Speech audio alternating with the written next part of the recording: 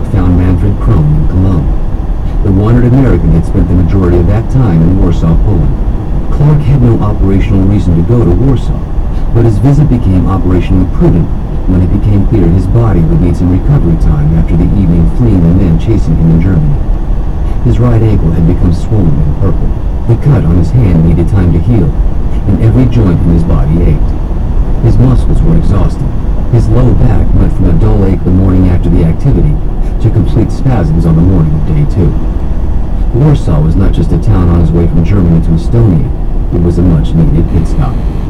Clark used a phony ID to rent a one-star en-suite room at a no-name hotel in the city center. He filled the porcelain bathtub with Epsom salts and water nearly hot enough to boil a lobster, and he lowered every bit of his body in it, save for 2 extremities. His right foot, which was wrapped tight with a bag of ice and compression bandages, and his right hand, which held his 6-hour P220 45 caliber pistol. The hot bath and over-the-counter anti-inflammatories slowly helped him tackle his spasmed muscles. In addition to his bumps and bruises, Clark also found himself sick with an incredible sinus infection. Running through the icy rain, it seemed to that. Again, he used over-the-counter meds to fight this, along with a steady supply of tissues. Hot baths, downing pills, blowing his nose. Clark repeated this process over and over for almost a week before he felt not like a young man, but at least like a new man. Now he was in Tallinn, Estonia, walking past the Viru Gate, the entrance to the cobblestoned Old Town.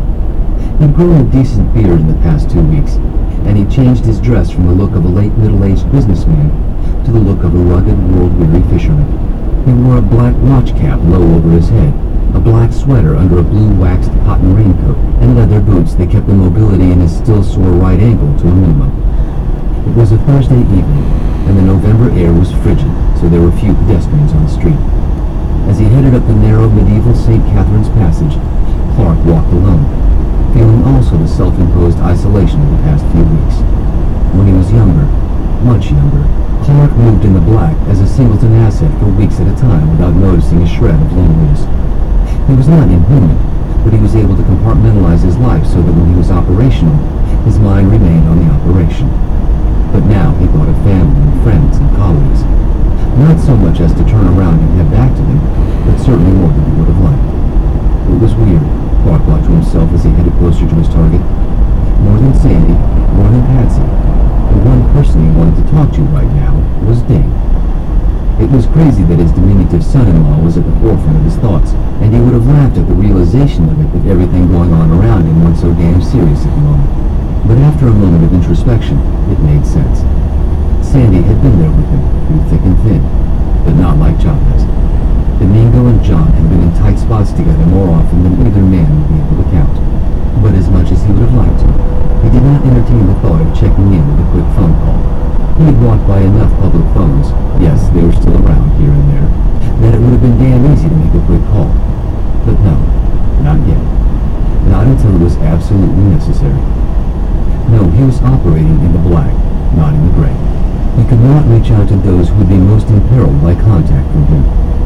He did not doubt for 1 second that Dean would be taking care of his wife, his daughter, and his grandkids, beyond the reach of photographers and reporters and long-going assassins, and any other asshole who would make trouble for the family of the ex-CIA operative. Even though Dean wasn't here, standing shoulder to